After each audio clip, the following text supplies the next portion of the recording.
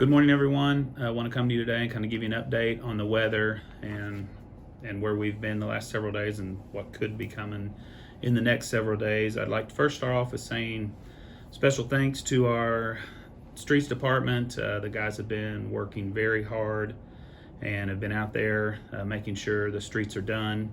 A lot of cities don't really mess with side streets, but our guys try to hit everywhere they possibly can. We do, of course, start with all the main streets first, and then we move out from there. And I know this ice has been a real mess, but I'd like to just give special thanks to our guys. They've worked very hard and been on top of it every way they can. When temperatures get cold, it's hard for ice and sand to do what it's made to do, especially with how cold it is. But they've worked very hard, and we're very appreciative of everything they've done.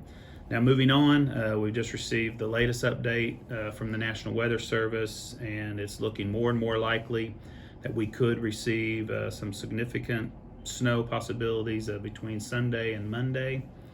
And we just want to let you know to stay watching the weather forecast. It could get to a point with the winds and the wind chill, and we already have ice on trees that we could even have limbs breaking, have some power outages on top of possible heavy amounts of snow. And we just want to make sure you're prepared. There could be areas where even our guys couldn't get to if it got really bad. And so we just want you to be prepared and know, and keep an eye on our Facebook page, but also keep an eye on the weather channels and your local news, so you can kind of keep up and be prepared for what could possibly happen this weekend. They have already issued a winter storm watch a couple of days before, and so we'll just keep a close eye on this as we get closer.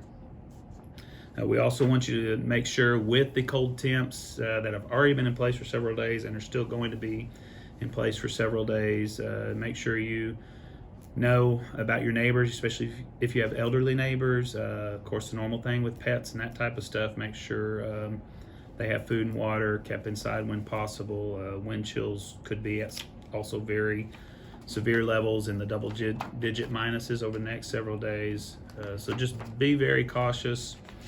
Whenever our guys do start plowing, there is a route that they take, as you can see on the screen, where they start at, of course, at the main streets, and they will move down that list as time allows. And of course, depending on how bad it is, hills and stuff can also become an issue and could be impassable too.